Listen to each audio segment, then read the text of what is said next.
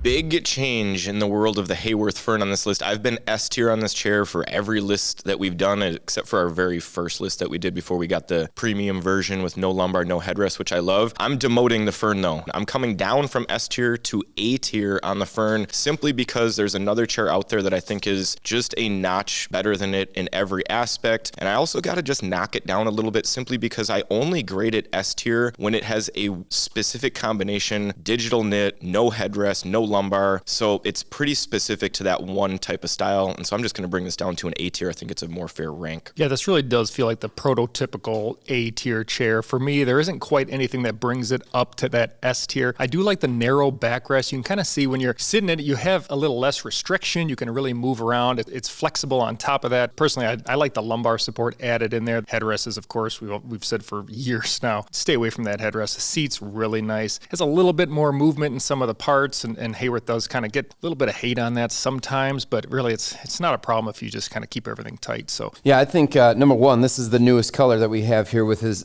the gradient mesh. Feels a little bit different than the other upholsteries. I think it's got a nice softness to it, but it's not going to be quite as soft as that digital knit. I do like the look of it, of course. Overall, I gave this chair an A in the past. I'm going to stick with the A. I don't think it's changed significantly for me, maybe like Ryan, because I was already at the A. Unlike Ryan, I love the lumbar support, but I definitely would go no headrest. So A overall with everybody, I think.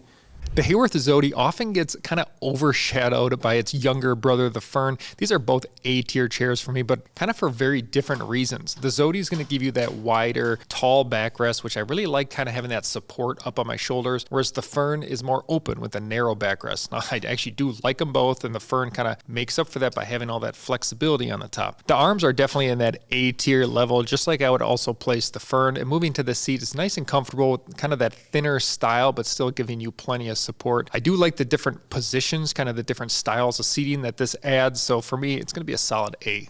This chair is interesting because the first Zody I didn't love because of that way that it kind of set you forward. They actually fixed this to put you in a much more neutral position. I don't think it gets talked about enough. It's like the most underrated A-tier chair that's been on our list. It's a solid A for me. There's nothing wrong with this chair really overall. I mean, maybe the backrest being a little bit softer, but other than that, the seat's great. It's got awesome adjustments. It feels more solid than the Fern chair, which I guess isn't surprising considering it's like the chair that they've had for the longest. I don't really think you can go wrong with this one. I think it's a solid A for me.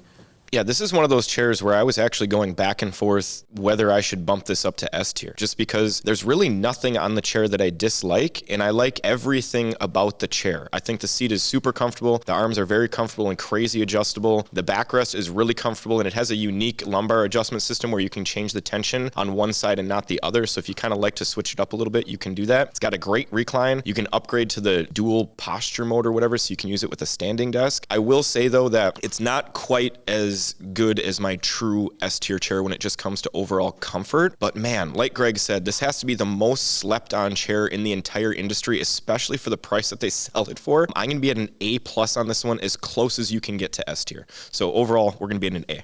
If you want to see how we rank all of the most popular chairs, head over to BTODtv to see our full office chair tier list. Click the link in the description.